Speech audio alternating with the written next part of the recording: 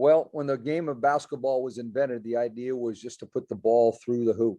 And we're not doing that very well at all. I don't know if today is a carryover from some of our timing and stuff in preseason, or if it's a little bit of opening day jitters. It's certainly a bunch of unfamiliarity, but we're missing shots that I would think we would make a fair amount of. And when you hold another team to under 37% and, you out rebound them and, you force as many turnovers as we did. I mean, we got 12 more field goal attempts than them, but you shoot 25%. You have no chance to win. It's that simple. And, it doesn't matter. We can go up and down the list. There's not very many people that shot the ball well, except Erica McCall, I think. That's probably the only one. And so, we just got to go back and make shots more than anything else right now. Questions? Gene. Hey, Mike. I was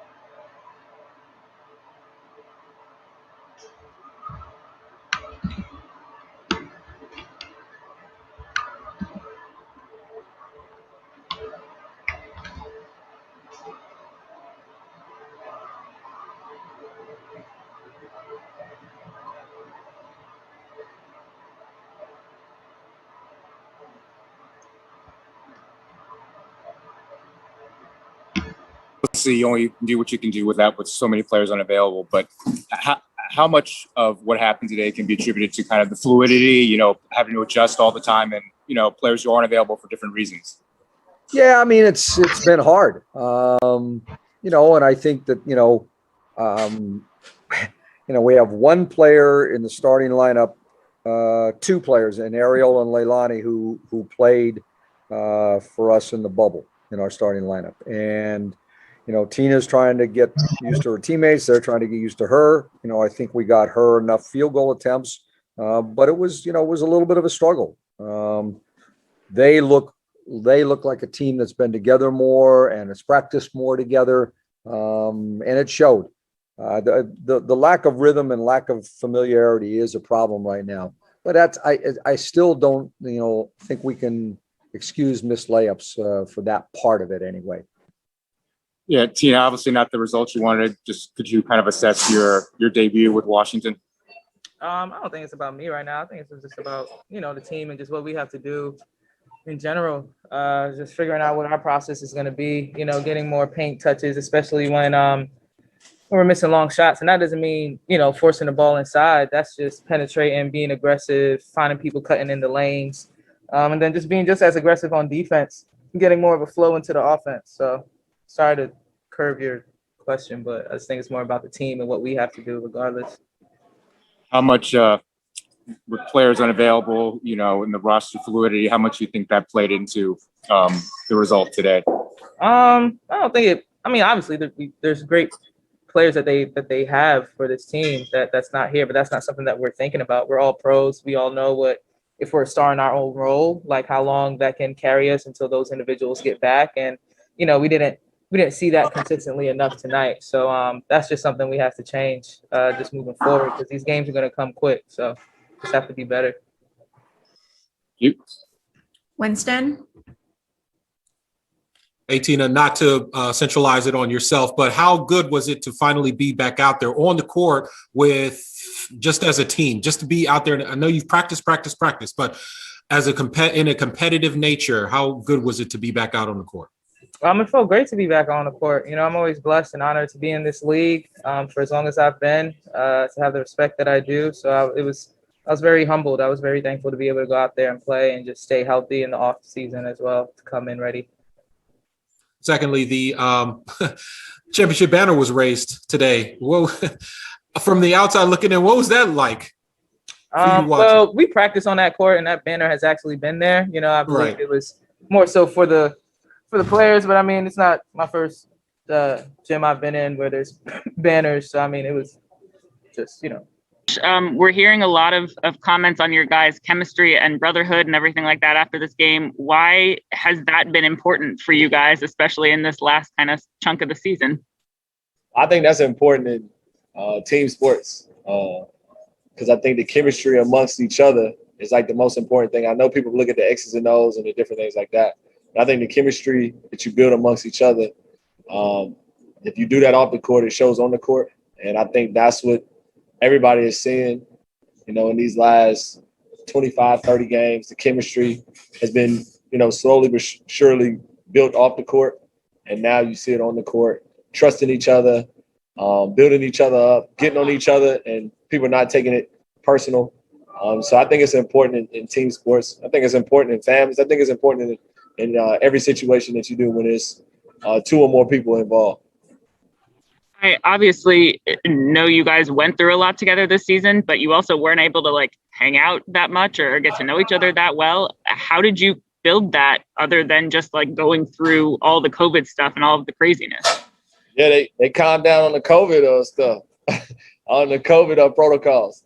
And with that, you know, obviously we're kind of coming out of it slowly but surely. We're still not, you know, out of it, but, you know, things are getting better.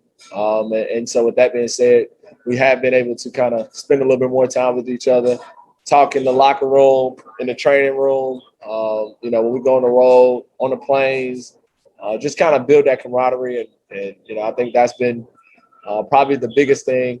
And everything got thrown together so quick, you know, this year. And so people have to put that in perspective. And now, you know, we're hitting our strides. It's a blessing. We just got to keep going. I mean, it's good. You know, we've like I've said all season long, I've always had the utmost confidence in everybody in the locker room and always try to find ways to battle the storm or weather the storm. And, you know, you got to give credit to our coach, number one, because he's done an amazing job of making adjustments on the fly. I know a lot of times that the players get all the recognition, but, you know, Scotty did a hell of a job. Has done a hell of a job of just being consistent and finding ways to make us better, along with the coaching staff as well.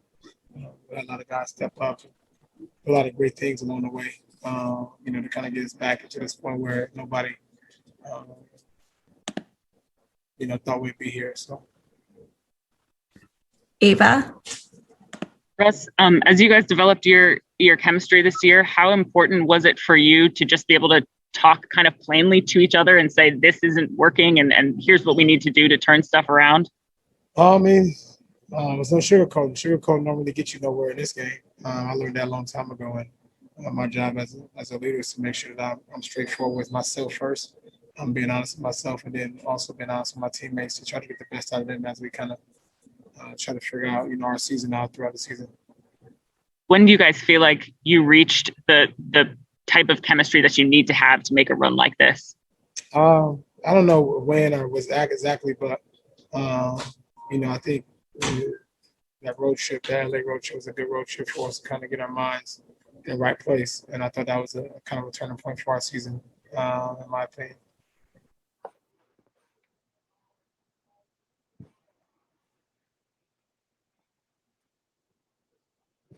Good evening, everybody. Welcome to the Focus TV. As always, we are so happy to be here.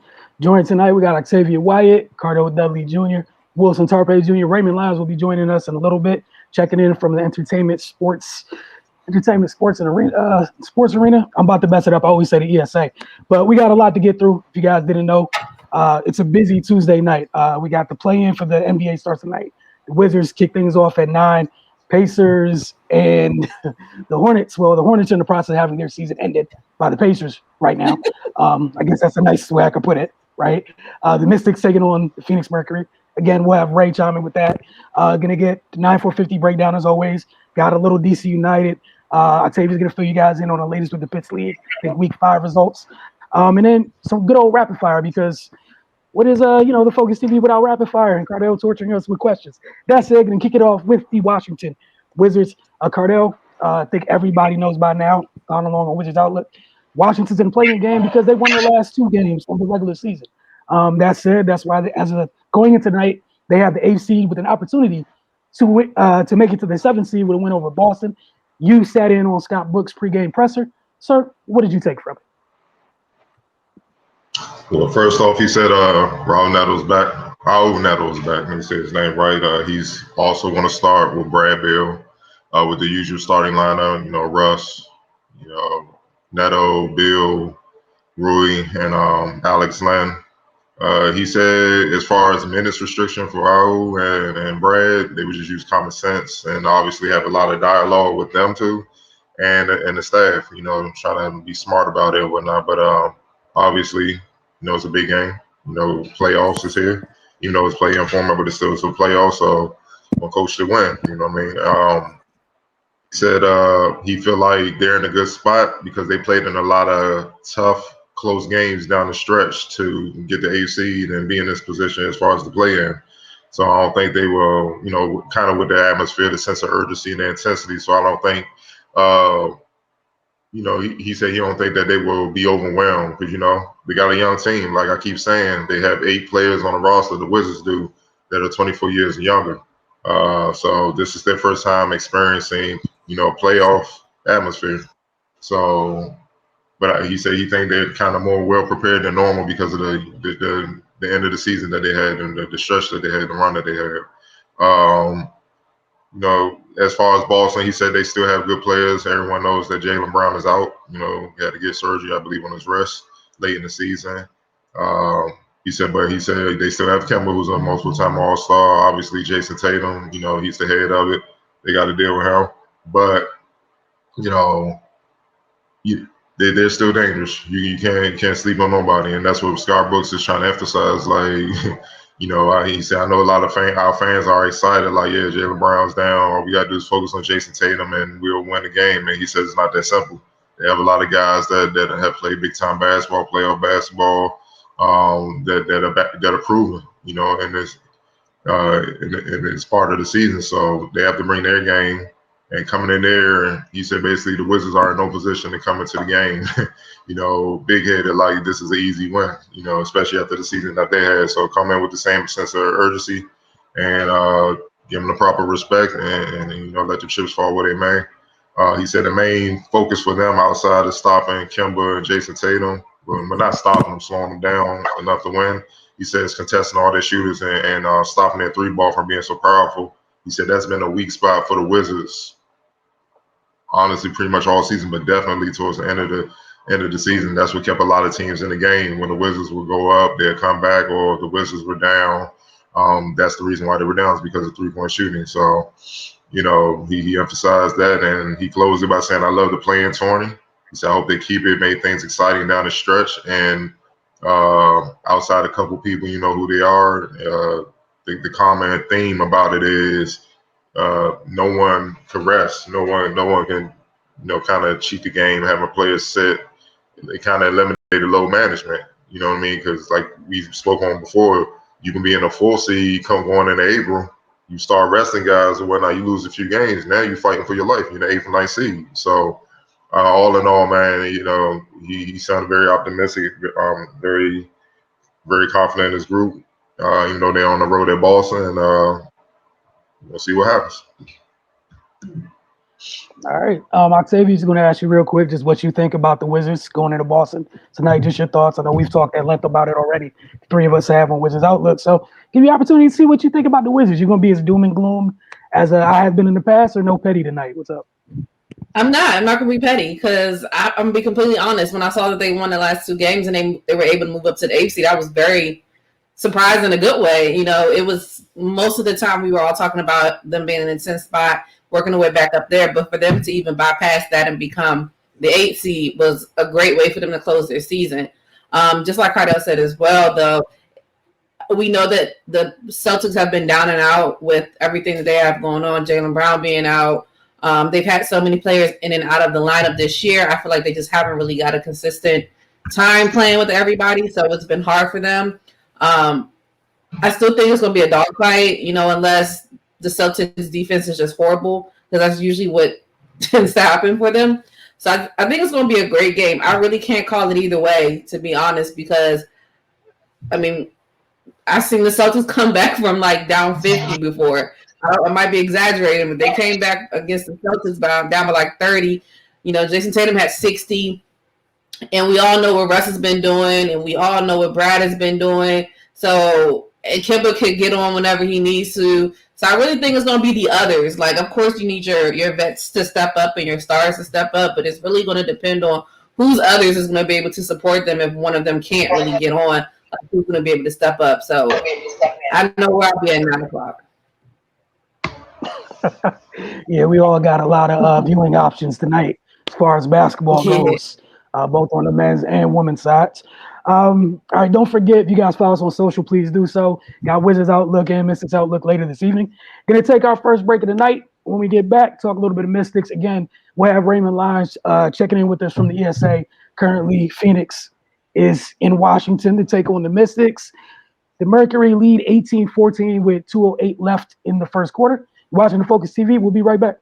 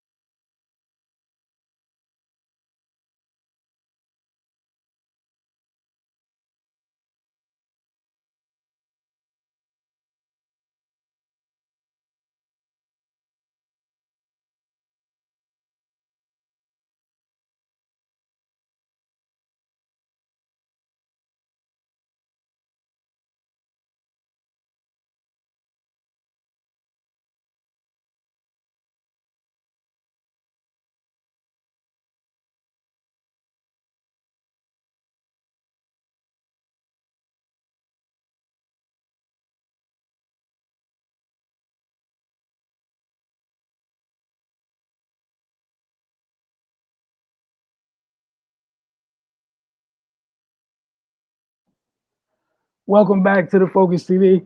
As we said, still got a lot to get through tonight. We have Raymond Lyons joining us shortly to provide a quick update. Cardell, you were in the building. Not sure we got Ray right now. So, Ray, what's going on at the ESA?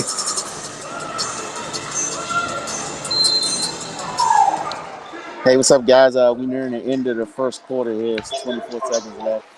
Mystics-Mercury up 21-16. They started out the game on an 8-0 run. You know, forced the Tebow timeout. Washington kind of collected itself. They got back into the game, you know, by getting into the lane and then keeping Brittany Griner out of the lane on defense. So they were able to make them to the ground there. You know, Tina Charles, you know, she did what Tina Charles does, went to work in the post. Natasha Cloud got some early penetrations and was able to score. But the difference in the game right now is three-point shooting. Phoenix has made 4 threes. The Mystics have not made any. A lot of their shots are just falling short, man. I don't know if it's just dead legs or what have you, but yeah, man, they're getting the looks. They're just not making them. It's kind of similar to what we saw in the season opener. But you know, as the game goes on, you know, I expect those shots will start to fall. They're not being shy. Well, that's a good thing.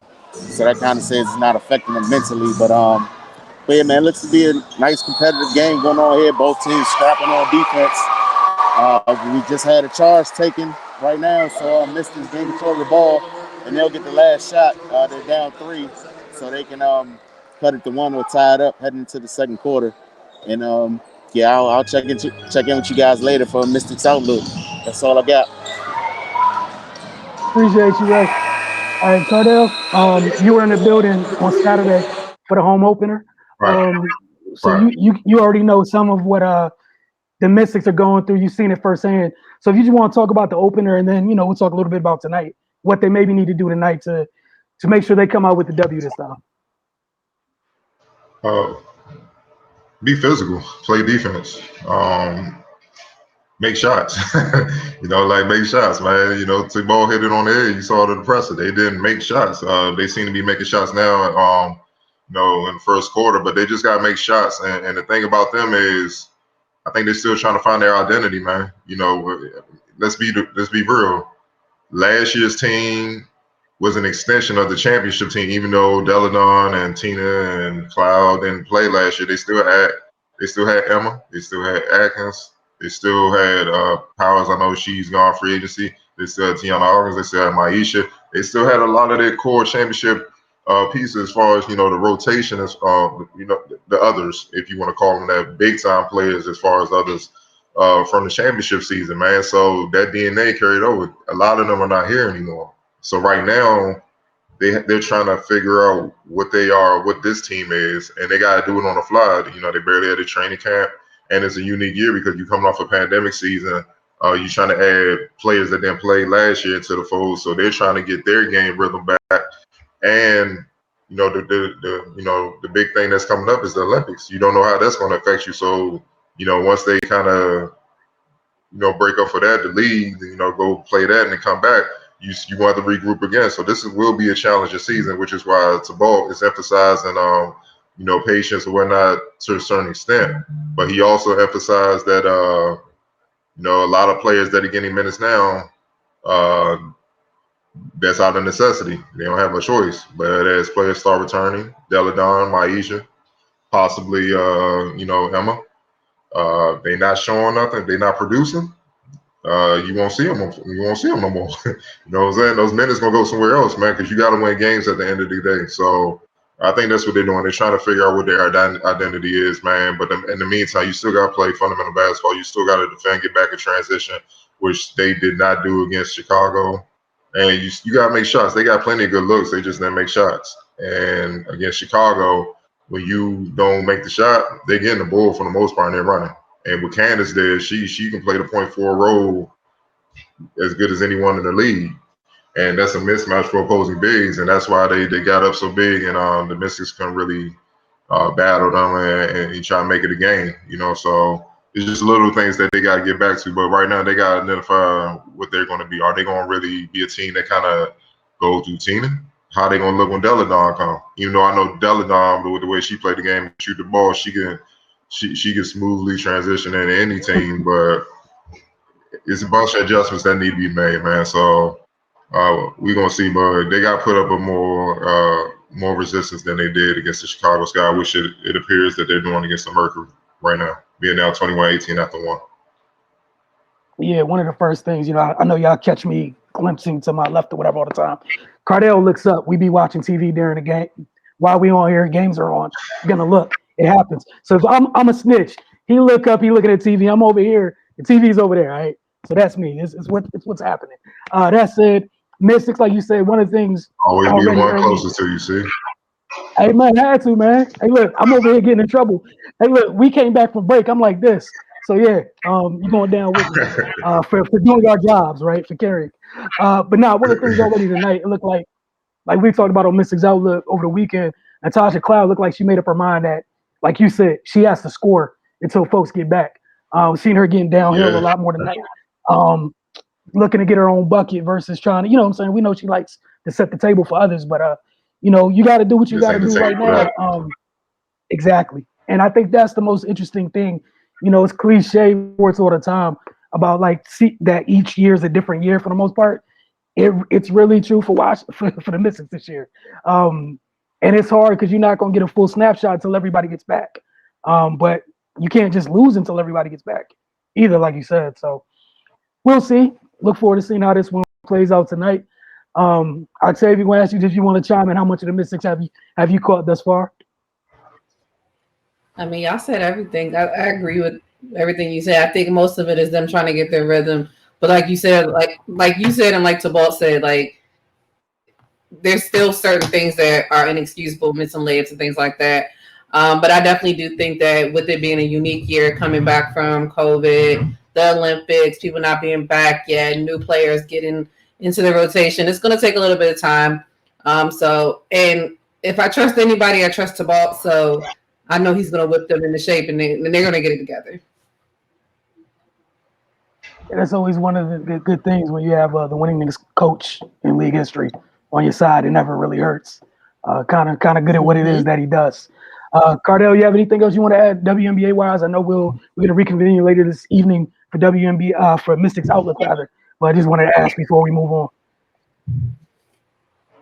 Feed Tina. 10-3, 5 of 8, 9 minutes. Feed Tina. Feed Tina. Hey, look, man. Sometimes it's really just that simple, right? It's just that simple. Yeah. Sometimes it's really just that simple. If your all-world post player touches, who knew? All right, so we got the Pitts League Week 5 results coming up soon, courtesy of Octavia. But before we do that, 9-4-50 breakdown, courtesy of Jamal Hayward. This week we got a combo move to get the defense off balance. Again, it's a combo move to get the defense off balance, followed by our second break. You're watching the Focus TV. When we return from the 9-4-50 breakdown and our second break, Octavia will let you guys know what's been going on in the Pitts League. Today we're going to work on a combo move to get the defense off balance. When you do combo moves, try not to do a whole bunch of dribbles. Try to limit it to 2, 3, 4 max, within that 2 to 4 max range. Try not to get overly outrageous, but you want to get the defense moving side to side and keep them off balance. So we're going to work on a combo move right here and break it down with the body movement as well as the speed of the dribbles and changing speeds of everything with your body movement. So I'm going to start with my right hand here. I'm going to go behind, cross, between, and out. Now, to keep the defense second guessing, when I go behind the back, I'm going to break down every dribble. When I go behind the back, defender's in front of me. When I go behind my back, I want to move here. The ball's going in this direction to my left side. So I want to move to my left side. When I move to my left side, that defender can move with me. So when I move here, now when I cross back over, that crossover has to be violent. So this behind the back could be kind of fast. That crossover has to be faster. So we're gonna break it down. It's gonna be here. Okay? So behind kind of fast, crossover faster. So now when I'm here, pause, between, and out. Okay? So now with my body movement here, I'm moving to my left, back to my right, pause. Between back to my left, and then when I do that in and out, that defender is tricked. So when I go for my in and out here, I'm bringing it here, but then I'm going back to my left. So now they're a little confused. So here it is, full speed.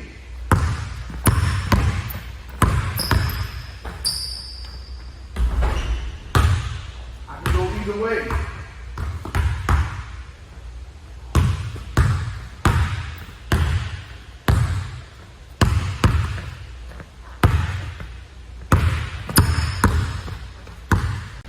Wait, sorry about that.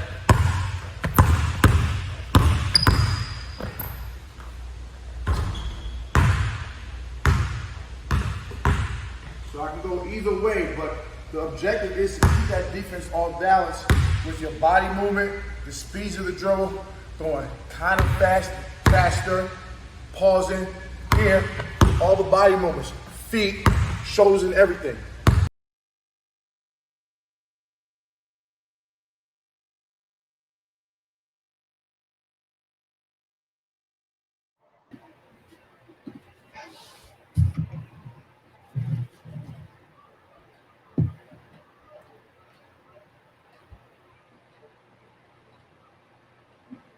Welcome back to the Focus TV. As promised, Octavia, the Pitts League, Week 5 results. What's been going on that side of the world? Yes, we have come to the Pitts League's Week 5 results. So we'll just go ahead and get started. So bottom of the 5 beat VA Magic 67-55. Juwan Smith led all scorers with 20 points. LeBron Mann also chipped in 18 for the winning side. Justin Tucson had 18 in the loss. Next game, TSJ beat Dreamcatchers 87-82 in a tight one. Austin Breen had 21 points. Stephen Davis also added 19 for TSJ Elite. And Omar Weaver had a game high of 36 points for Dreamcatchers in the loss. 18 beat Nothing to Prove 79-68. Justin Winston had 21 points. Marquise Powell had 19 for the winning side as well. John Savoy and Jalen Green each had 19 apiece in the loss. Sam's Ballers beat Dream Team 67-58. Dante Green and Omar Strong had 13 and 12 points respectively in the win. And Travis Berry had a game high of 22 points for Dream Team in the loss. Team Soul Runners with a 71-70 victory over JNR's Mob. Khalil Jabby and Marcus Brumsey combined for 31 points in the win. Zaid Hurst led all scores with 21 for JNR's Mob. Andre Jackson also added 16. Nella's group prevented Silver Mystics from getting their first win of the season with a 58-56 victory. Miles Gillette had 20. Steve Perry also added 17 for Nella's group. And Trevor Ross had 20 for Silver Mystics. Team Pressure beat All-Star Investments 65-58. Freddie Liorano with 17 points for Team Pressure. They also got 16 from Daniel Alexander and Edwin Cole. Christian Jackson had 19 points in the loss.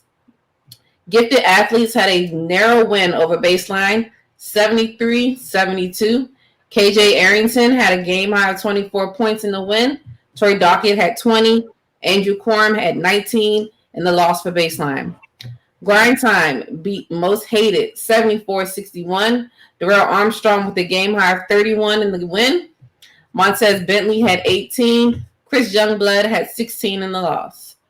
Power Movement, beat Not Me ENT 71-70. Justin Woos had 18 for Power Movement, and Jerome Jones and Jamal Wise combined for 31 for Not Me ENT. And last but not least, Quiet as Kept held off Team BK 64-60. Antonio Sherrod had 24 points. Bruce Sproul added 17 for Quiet as Kept.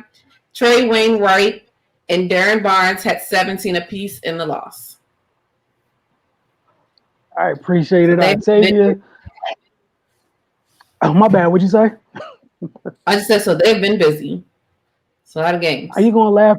Why are you laughing at the Silver Mystics about not having a win? I heard the chuckle. That wasn't a chuckle. I was trying to clear my throat. You said they was winless and started chuckling off the early. No, that was a clear. I had to clear my throat.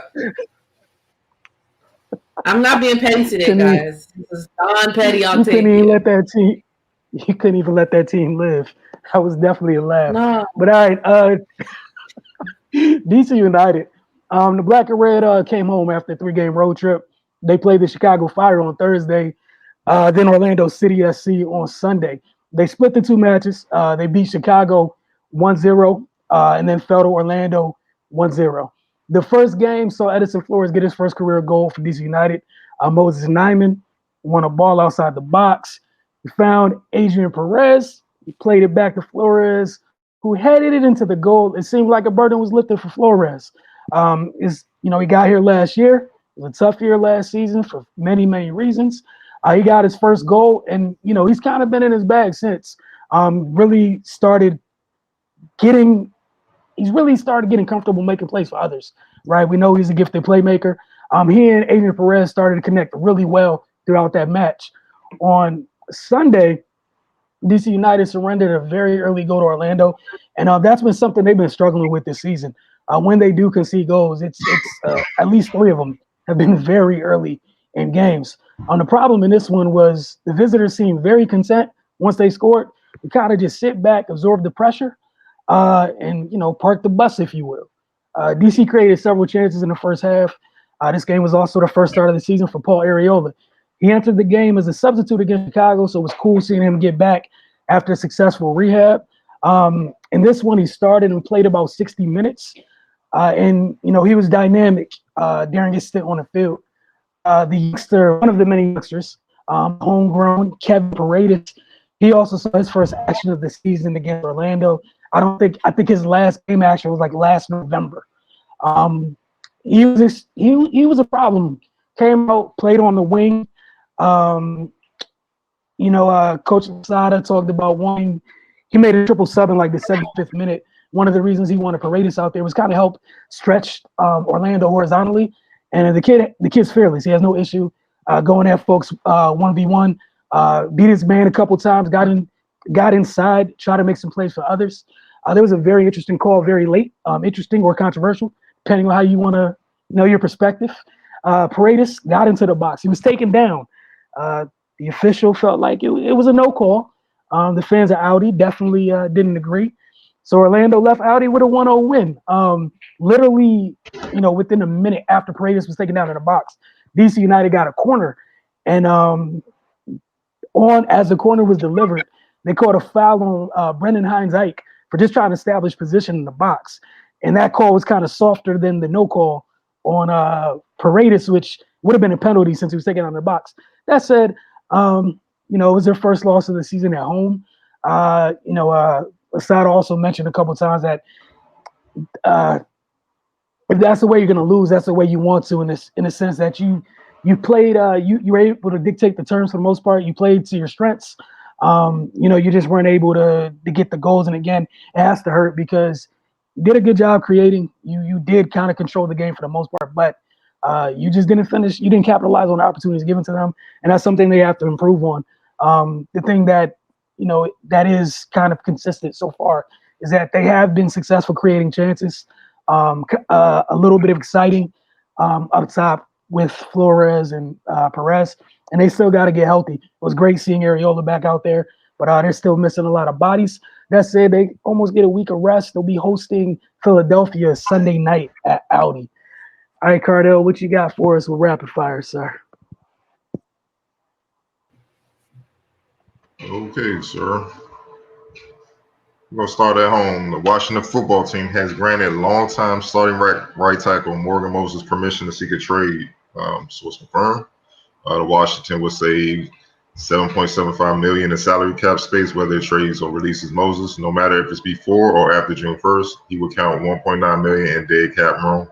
Washington signed left tackle Charles Leno Jr. earlier this month and drafted tackle Samuel Cosme in the second round. Leno made 93 consecutive starts at left tackle for Chicago, but before being released following the draft, Washington coach Ron Rivera said Cosme could play left or right tackle.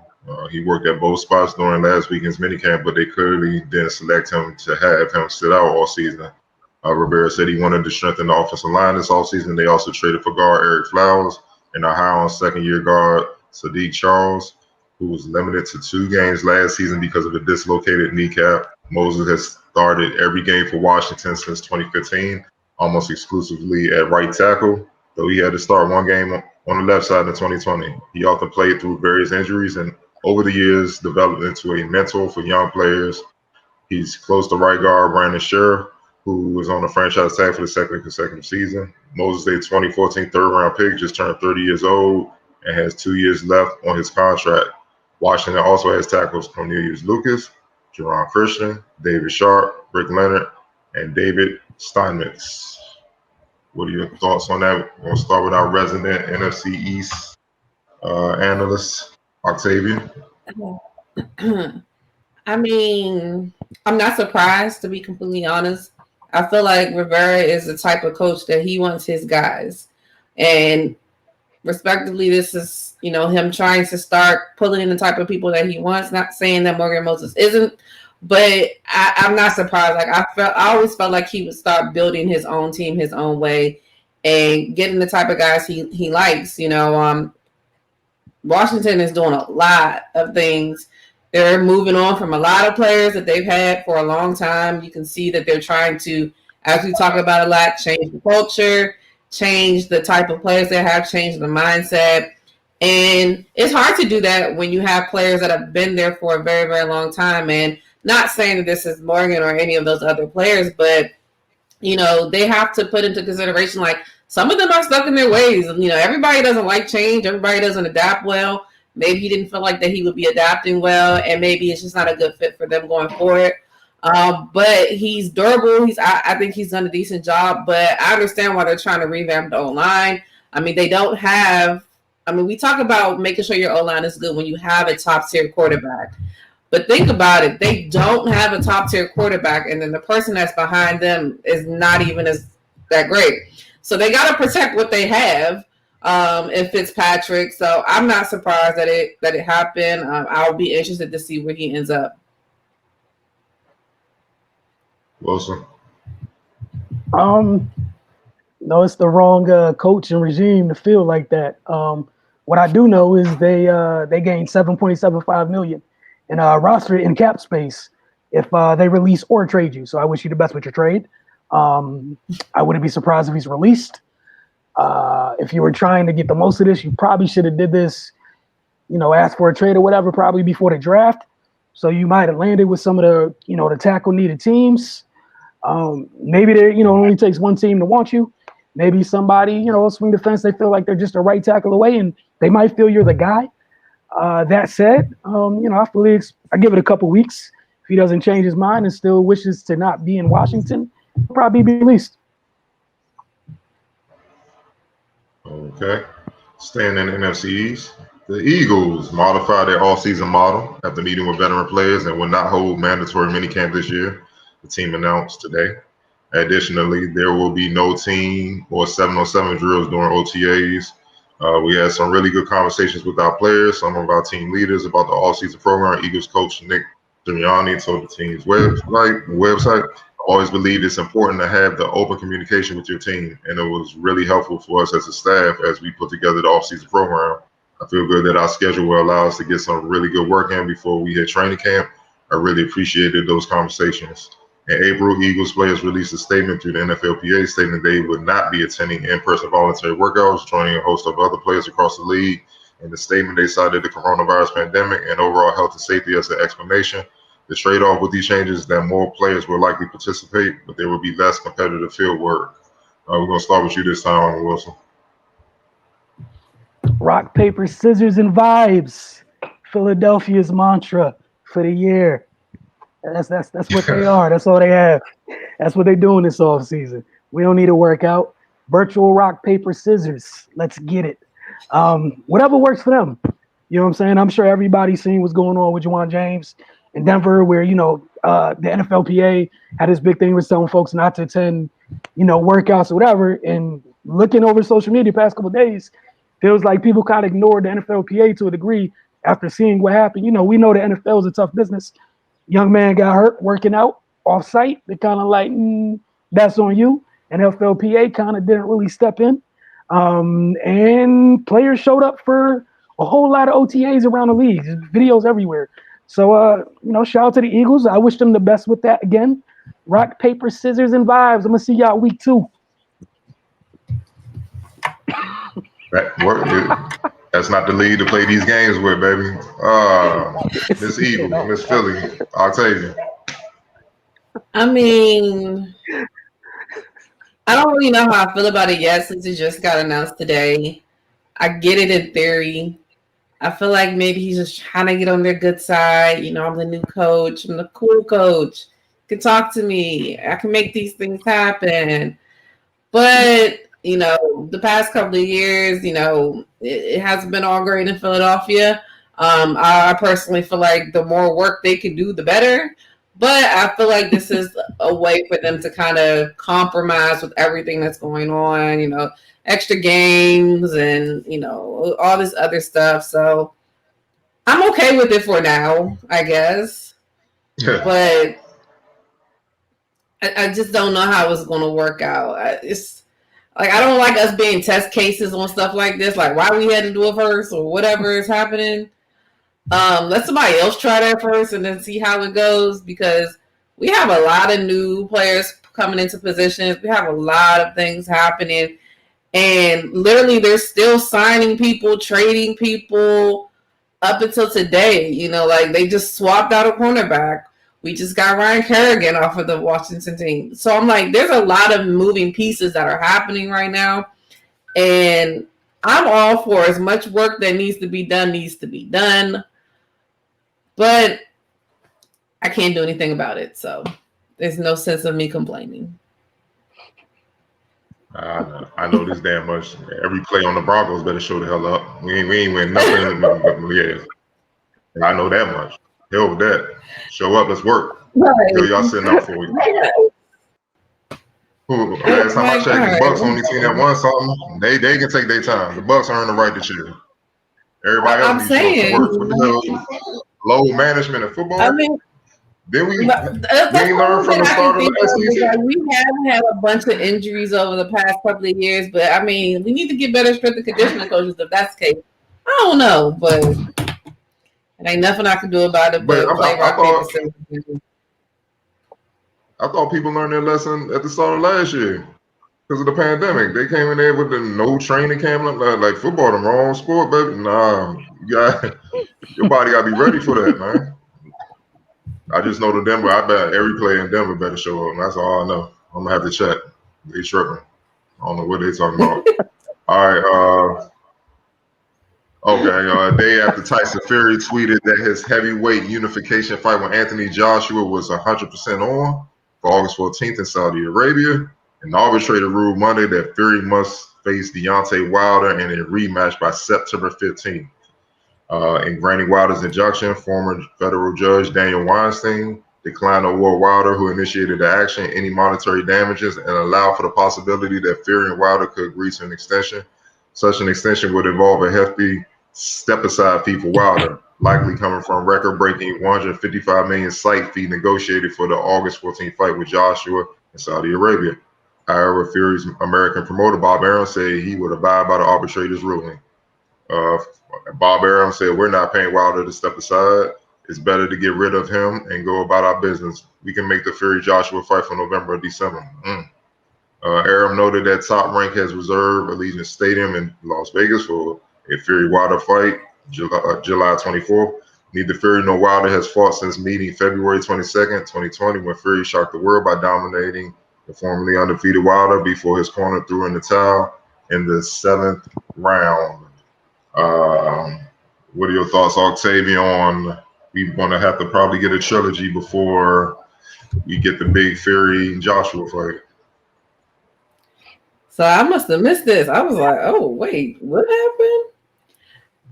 Yeah. I mean, I'm surprised a little bit, like just a little bit, just because I feel like Wilder kind of like cried his way into this. You know, he complained even though he was getting jaw rocked. he was getting his bell rung in the fight, and you know, he still felt like it shouldn't have been called, but he looked a little bit wobbly to me. So I'm surprised that it happened that way, but I'm all for it. I want to see him fight again. I can watch him if they can do it. All right.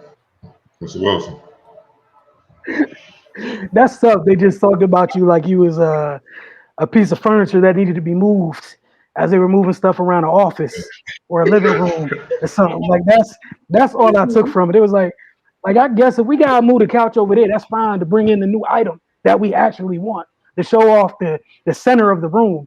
That's all I heard. Like I get his dusty behind out here, get him out the way, and let's go make some real money. That's tough that a judge had to step in to help you.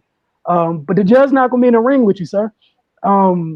I hope you worked and cleaned up some stuff from last time, because otherwise you can't let them talk about you like that. Get the hands put on you twice like this, just for us to be like, oh man, this is the undercard before the real fight a couple months later. That's tough. That's tough. Like this is like a tune-up in a movie. That's how you're getting treated right now. It's tough. And don't be making us pay all this money for this people out there crazy. I mean, they have every right to feel that way because Fury, he went to work on Wilder. It looked like a pro against an amateur. You know what I mean? Like, and Wilder got to learn how to box, man. All that knockout stuff, man. All that ain't gonna work against him. He's crafty as hell. He got skill. He's just as big, if not bigger. Now, I know, obviously, you know, people eye test, you know, the body don't look the same. He ain't as chiseled as Wilder, you know what I'm saying? But still, you know, even in the first fight, what was it, a draw, I believe. So, you know, he got only thing that saved Wilder in that fight was because he got knocked down. Fury got knocked down, but you saw Fury came back and just went to work on him. It was no plan. I'm just outbox you. It was.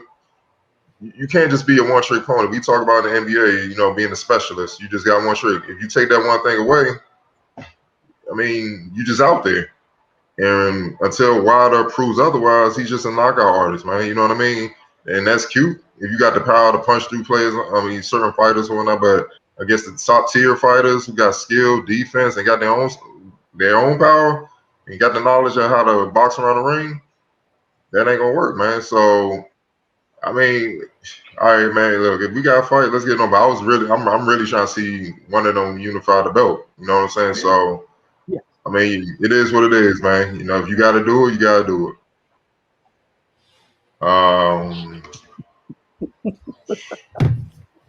Oh boy, this guy right here. Gotta talk about it.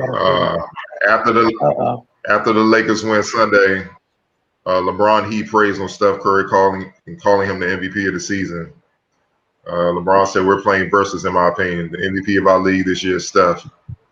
We got to be prepared for everything they have. They have championship DNA. If Steph is not on Golden State's team, then what are we looking at? We get caught up in a record sometimes and who has the best record as opposed to who had the best season that year. Steph has had, in my opinion, the best season all year. Obviously, I don't think Steph is going to get it because that's another conversation in my eyes. He's played the best basketball year round. LeBron is right. Curry's not going to win MVP this season. That is almost undoubtedly going to Nikola Jokic in Denver, but Curry will finish in the top 5, likely the top 3 in voting. There is a legitimate case for him to be on the top of that ballot. LeBron himself was in the middle of the MVP conversation for the season until the sprained ankle forced out for too many games. Boy. What are your thoughts on LeBron's comments? We'll start with you, Wilson.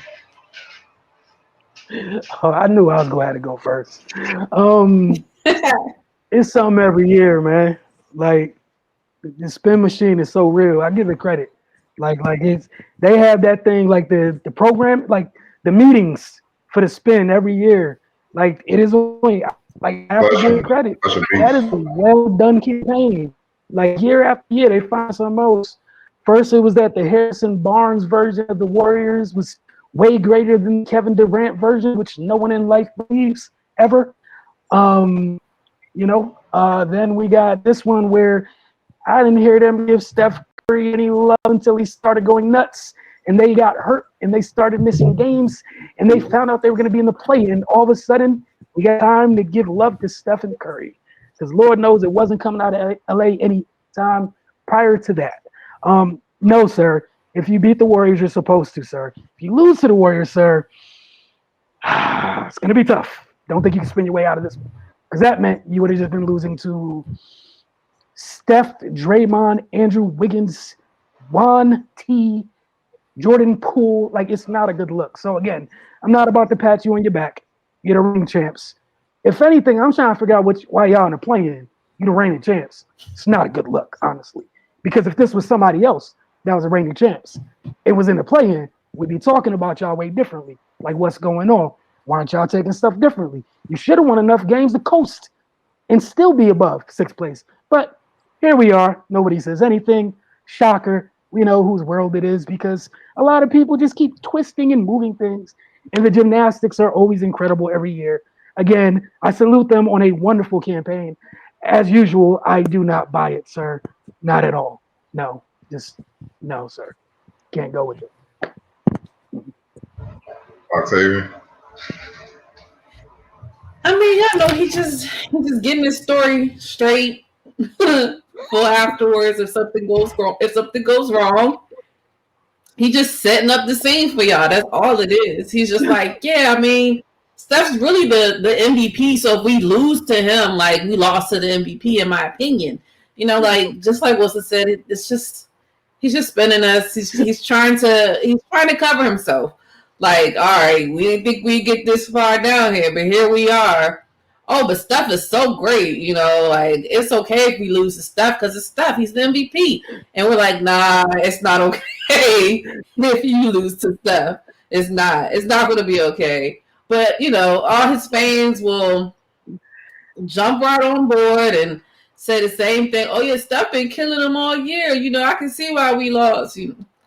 So again, he's just preparing, you guys, just in case something happens. He's already planted that seed of doubt in your brain, and then he's just going to water it and let it grow. That's all that is. Like when I heard that, I really think I turned the TV off when I heard it, because I was just like, really? Like it's the same thing where like you weren't talking about the playing tournament all year, but now y'all done fell to 7 and y'all in it. Now it's terrible idea. Same difference. Like yeah. But that's why I call him the narrative king, and that's why Fletcher beats, man. Like I said, they a monster. They're the best ever. I give him that. He the GOAT at controlling narratives, man, because he will warp anything other than what it actually is. And I know, I'll say what you just said. He's saying it's the MVP in case something go wrong. Is also something if they beat him, because now in people's minds, hey, look, he beat the MVP in a playing game. Oh man, it's the greatness of LeBron James. It's always a narrative with that. When we clearly know the Golden State Warriors are wounded, they don't have their first pick, they don't have their first round pick, James Wiseman. They don't have Clay. They got other guys, Oubre out. They forgot about that, and now all of a sudden we really supposed to believe that Steph, it's a big deal if y'all beat the Warriors or something like that. Like, come on, man. And it hasn't all been Steph. It's been the team effort for them to get to this point. Wiggins has honestly been a great number 2 for Steph. Of course, he's going to get the most shots. Steph is Steph. Draymond's running point. Draymond's looking to facilitate and defend. If he has to score, he'll score. But let's not. And that's what rubs me the wrong way with this dude, man. It's just you too great. You don't have to do this. Just who, man? Just like the IG post the other day about the scoring. I'm a pass first guy, and I got the most years of scoring, but y'all put me up there with the great scores because you ain't one of the greatest scorers. Sorry. You a high level scorer, you consistent, but ain't nobody putting you up there with the Wilts, the Jordans, the Jabars, the KDs, and nah, dog, because we also seen, like we seen plenty of times where when your team needed the bucket, the moves were kind of limited. I'm just saying, yeah. The reason why you need certain players around you to thrive, like let's call it what it is. You know what I'm saying? If you ain't bullying to the rim or hitting that flicked step back 3, side step 3 or whatever, what are we talking about here? So your polish is not the same as the great scorers, the Kobe's and all those guys. Like, stop, man. It irks the hell out of me because he's too great. You don't need to do all that. You should be like, look, man, next game up, trying to defend our championship. You're going to go, it's business time. We focus. That's all you had to say. And how you going to say it's a conversation for another day as far as why he ain't going to get the MVP? Nikola Jokic deserved that moment. He been killing all year, too. Damn near averaging a triple-double. Jamal Murray went there. Everybody was like, uh-oh, I don't know about the Nuggets. And he kept them afloat. I know when Jamal Murray went down, Will Barton went down, I know his team ain't fall apart. He made sure his team kept going. So it's just, just put the. My bad. I'm asking for too much to ask him to be real enough from, man. It's all about his brand and controlling the narrative. And he got the Simpson and national media to just roll with it, man. But it's just frustrating, man, because it is unnecessary, man. He's too damn good to be doing that, man. Mm-hmm. And that's the part that's the craziest, bro. You an all-time great. You ain't got to do none of this, man. You've been an all-time great for a while. Like, the work you put in it's incredible. There's no need for any of this. We know the Lakers lost their 2 horses for a considerable amount of time. Cool. There's nothing wrong with that. And that's it. Like Cardell said. So, hey, locked in. You could have one of the little corny tweets which you read in the first page of a book that you ain't finished. Just here, locked in for the playoffs. Let's go. Try to defend the crown. Whatever little thing I would have been cool with. Just, you're too great for it, man. Like, you don't need all that. And like, that's the part. Like, you did enough work where you don't need the narrative. Blackout or something. I'm sure it'll go in effect soon. I don't know. It changes year to year. But again, so we can stop hearing this. All the work he put in, and man. He's supposed to be 0 dark 30 or whatever he call it. That's I what I'm don't saying. think He he didn't do did it yet. last year because that was the bubble. He said he wanted to be able to talk to his family. All right, you at home now. Go to 0 dark 30, so we ain't got to hear nothing else for the rest of the year. Hey, Out of this, look, maybe dog. you know how you feel about the play, and technically maybe 0 dark 30 don't start to the first. Oh, this it don't count. I don't know, It don't man. I'm count. sorry. I don't know. I Just mean, again, like he's since they just too love to good for compare this. him to other guys, just real quick, since they like to compare him to other guys, a certain player that they trying to move goalposts for. All I know is when they ask him about other teams, he's like, "You still got to go through Chicago. I don't care what you're doing in the other series. Who you are, you got to come through us." That was his mentality. Now this guy, oh, he the MVP, man. I don't care what nobody. He always. It's always There's too something, many man. of them It's quotes. always There's too something, many of bro. them quotes over time.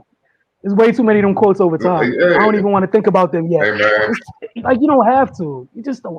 You don't have to, man. I see why he built a business in Hollywood. Look, he can make some storylines up, bro. He gonna have some I great mean, he TV about to shows come out with a when he's done movie. What playing. you expect? Lord Jesus. Hey, look. I want to thank everybody for Y'all tell tuning me in. how that is. Shout out to Jamal Hayward for the Nah, 9-4-50 man, they breakdown. we're on a classic. Shout out You to know Ray how it for is, calling in man. for the ESA. I'm gonna have Octavia, to watch Cardell. it because, but Octavia, we're on a Cardell, and classic. myself. Y'all have a great evening. And make sure if you do watch Space Jam 2 when it comes out, add Octavia. She would love to hear your reviews of it on Twitter. Make sure you let her know. Or tweet the Focus TV and we'll get back. We'll make sure she gets the message. Either or. Yeah. But we thank y'all for hanging with us this Keep it week. on honey. We thank y'all for hanging with us this week. Y'all have a great week. There's gonna be a lot of sports that happen between now and then. It might be the first round of the NBA playoffs by next Tuesday. So again, look forward to you guys next week. Again, don't forget about Wizards Outlook, Mystics Outlook. Got a lot going on. Thanks for watching the Focus TV. Y'all have a great evening.